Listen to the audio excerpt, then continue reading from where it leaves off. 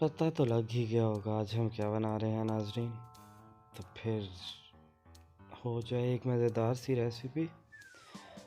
आज हम उन ख़वातीन के लिए बना रहे हैं एक रेसिपी जो कहती हैं हमारे पास ओवन नहीं है, ओवन के बग़ैर पिज़्ज़ा कैसे बनता है, आज मैं आपको वो बताऊंगा।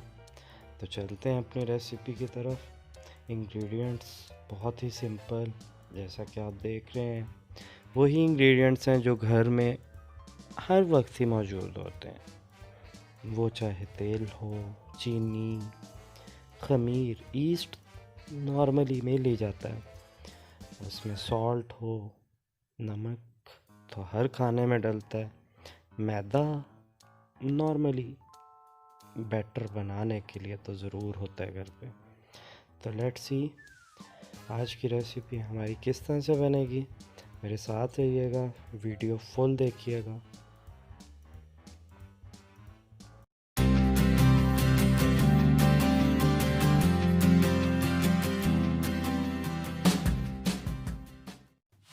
चलिए जनाब, एक बाउल लीजिए और उसमें डाल लें 400 ग्राम मैदा।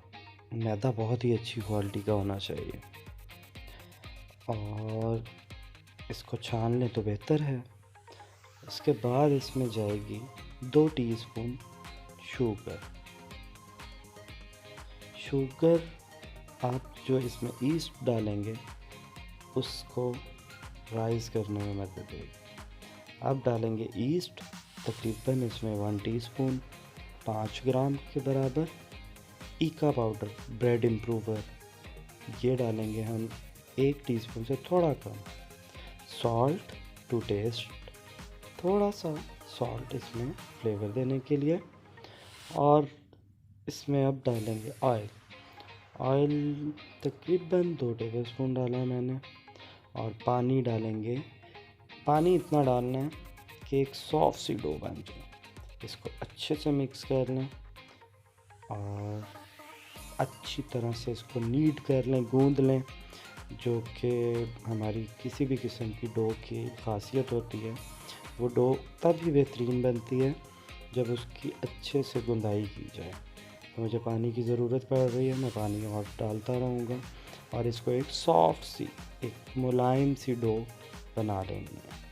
और जितना हो सके इसको हथेली की मदद से अपनी आप इसको रब कर सकते हैं, ट्विस्ट करें और रब करें।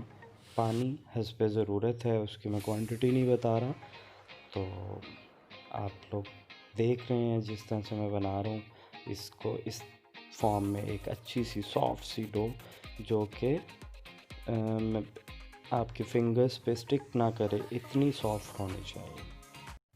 ओके, तो अब हम एक पैन में ऑयल ले लेते हैं और उसमें डालते हैं थोड़ा सा प्याज, शिमला मिर्च, टमाटर और इसको कुछ सेकंड्स के लिए सिर्फ पका लेंगे। इसको बहुत ज़्यादा कुक नहीं करना क्योंकि हमने पिज़्ज़ा बग़ैर ओवन के बनाना है, इसलिए इसकी टॉपिंग की वेजिटेबल्स को थोड़ा सा कुक कर रहा हूँ। और इसको एक ग्लेज़ मिल जाएगा और इसमें थोड़ी सी और एक कैनो ऐड कर दें उसको फ्लेवर देने के लिए और इसे टॉस कर लें बस। इसको बहुत ज़्यादा कुक भी नहीं करना वरना ये बिल्कुल सॉफ्ट हो जाएगी और इन वेजिटेबल्स का क्रंच ख़त्म हो जाएगा और फिर आप कहेंगे कि हसनैन आपने बताया नहीं। और इसको निकाल लें एक अलग बाउल में और ज़्यादा से ज़्यादा इसको अगर रखना है तो फ्रिज में रख दें ताकि इसका कलर ख़राब ना हो। जी जनाब, वेजिटेबल तो हमने कर ली हैं सौते। अब हम चलते हैं पिज़्ज़ा सॉस की तरफ। बहुत ही सिंपल है, इसको देखिए और ट्राई कीजिए। एक पैन में मैंने थोड़ा सा प्याज सौते किया और उसमें डाल दिया टोमेटो, ताज़े टोमेटो प्यूरी। उसको सिंपल ब्लेंड किया और डाला है। अब ब्लैक पेपर डाली है, इसमें शुगर डाली है मैंने 2 टेबलस्पून और इसके बाद इसमें जाएगा थोड़ा सा crush chilli, red crush chilli. इसको स्पाइस लेवल मेंटेन करेंगे और इसको पकाना है। ये विनीगर मैंने थोड़ा सा डाला है, तकरीबन 3 टेबलस्पून डाला और इसको अच्छे से कुक कर लेना है, इतना कुक करना है कि ये एक थिक पेस्ट की फॉर्म में आ जाए। इसको बहुत अच्छे तरीके से कुक करेंगे तो टोमेटो का अपना फ्लेवर भी आ जाएगा, उभर के आएगा। और इसमें जो शुगर डाली है वो मैं बता दूँ कि इसको थोड़ा सा केचपी टेस्ट जिसे हम कहते हैं वो देने के लिए मैंने इसमें शुगर ऐड की है। तो इसको अच्छे से पका लेना है, इतना पकाना है। आप देख रहे हैं इसका पानी खुश्क होता जा रहा है, इसका पानी ड्राई कर देना है और एक ये थिक सी पेस्ट वाली फॉर्म में आ जाएगी। ये जैसे अब मैं दिखा रहा हूँ आपको, इसे इस फॉर्म में ले आना।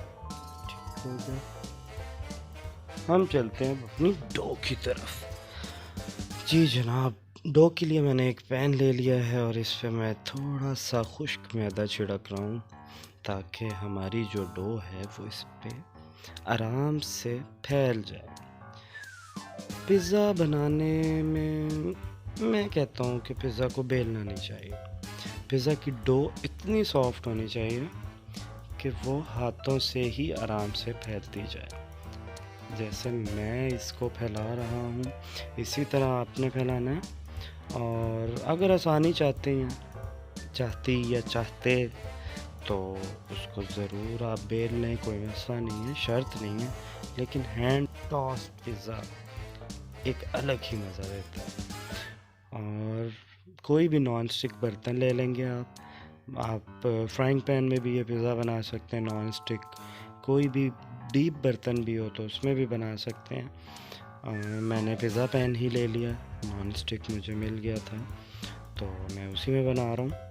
इसको आप देख लें कि हाथों से ये बहुत आराम से फैलती जा रही है और जहाँ से अनइवन है उसको इवन कर लें, उसे फैलाते जाएं अपनी उंगलियों से, थोड़ा सा बाहर की तरफ प्रेस करें और नीचे भी ज़ोर लगाना उसको, तो वो फैलती जाएगी और इस तरह से इसके किनारे बन जाएंगे। कोई ख़ास शक्ल नहीं होती लेकिन उसका फ्लेवर और उसकी डो, ये देखें, ये हमारी डो रेडी हो गई है। इसको हमने अच्छे से स्प्रेड कर लिया। अब इसके साथ जो करना है वो मैं आपको बता दूं।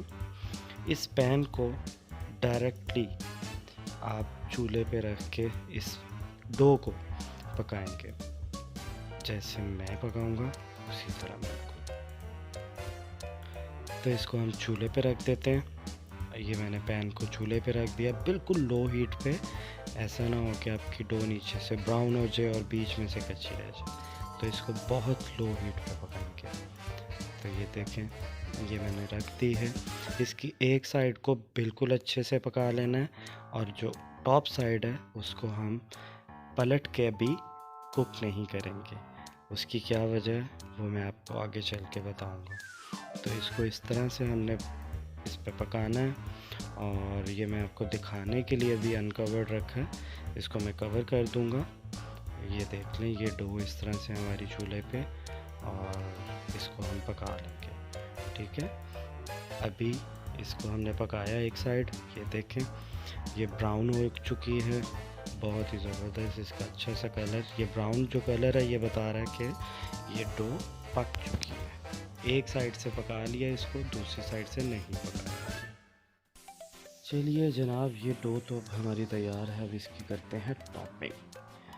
टॉपिंग के लिए मैंने इस पे जो सॉस आपको बताई है, पिज़्ज़ा सॉस, आप देख रहे हैं, इसको स्प्रेड करना है। ये बहुत स्पाइसी नहीं है इसलिए इसकी क्वांटिटी आप थोड़ी सी ज़्यादा रखेंगे ताकि टोमेटो का एक टेंजी और जो सॉस का फ्लेवर है वो पिज़्ज़ा में प्रोमिनेंट होता है। तो इसको अच्छे से मैं फैला रहा हूँ और उसके बाद इसको हमने जो भी आप टॉपिंग चाहते हैं वो इस पर कर सकते हैं।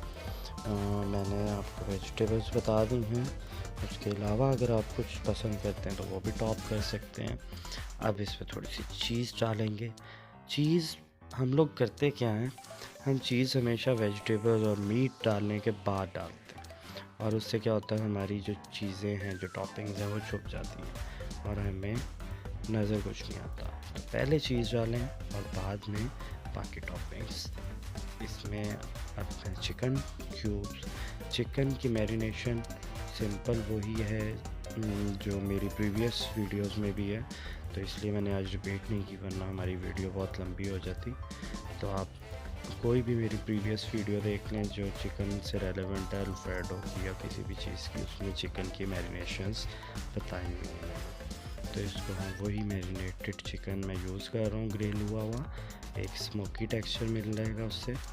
थोड़ी सी चीज़ और मैं डाल रहा हूँ ताकि हमारा जो चिकन वगैरह जहाँ पे हमने चिकन डाला है वो उसको बाइंड कर ले, और ये ना हो कि खाते हुए हमारा चिकन गिरता रहे। और वेजिटेबल्स हम अब डालेंगे जो हमने सौते की थी और फ्रिज में रख दी थी ताकि इसका कलर ख़राब ना हो। तो अब हम इसको अच्छे से वेजिटेबल्स को स्प्रेड कर रहे हैं, और आप कोई भी वेजिटेबल ले सकते हैं जो आपको पसंद हो। और इसमें से जो आपको नहीं पसंद, अक्सर लोगों को कैप्सिकम नहीं पसंद होती, तो आप ना यूज़ करें, कोई मसला। थोड़ी सी चीज़ और ताकि हमारी वेजिटेबल भी बाइंड हो जाए और हमारी चीज़ की जो क्वांटिटी इस पिज़्ज़ा में जानी चाहिए वो भी पूरी हो जाए।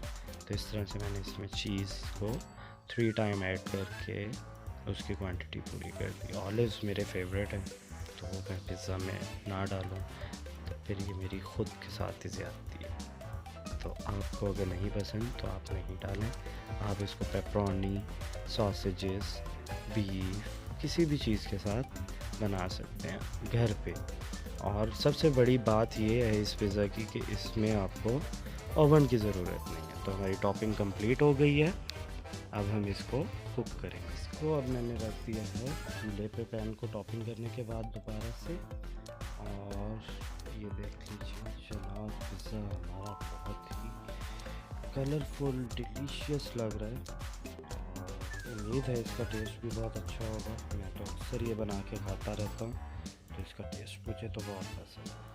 तो इसको बिल्कुल लो हीट पे हम दोबारा से पकाएंगे। अब इसकी जो नीचे वाली साइड है, ये वो साइड है जो हमने पहले कुक नहीं की थी, वो इसीलिए कुक नहीं की थी ताकि हमारी ओवर कुकिंग ना हो जाए। अब इसको कवर कर देते हैं हम, और इसको तकरीबन 15 मिनट के लिए पका लेंगे। ये देखिए जनाब, पकने के बाद हमारे पिज़्ज़े की शक्ल कुछ इस तरह से। चीज़ पे वो कलर तो नहीं आएगा, ऑब्वियस सी बात है, क्योंकि इसको हमने ऊपर से बिल्कुल भी किसी चीज़ से हीट नहीं दी, सिर्फ कवर किया था ताकि चीज़ अपनी स्टीम से ही मेल्ट हो जाए। तो ये एक मज़ेदार सी लुक मैं आपको दिखा दूँ अपने पिज़्ज़ा की, जो हमने बग़ैर ओवन के रेडी किया। तो अब उन ख़वातीन का शिकवा तो ख़त्म हो जाना चाहिए जो कहती हैं कि हमारे पास ओवन नहीं है, हम पिज़्ज़ा कैसे बनाएं। तो जो ये वीडियो देख रहा है वो अपने होम कुक्स को बता दें कि हसनैन ने हमें बता दिया कि पिज़्ज़ा ओवन के बगैर भी बनता है और बहुत ही मज़ेदार बनता है। तो पिज़्ज़ा हमारा रेडी है, इसको ज़रूर एंजॉय कीजिएगा, ट्राई कीजिएगा, और मुझे कमेंट सेक्शन में ज़रूर बताइएगा कि आपको पिज़्ज़ा कैसा लगा। तो एक last look single slice serving plating पे भी कर लेते हैं। वाओ, ये है मेरी प्लेटिंग। Thank you.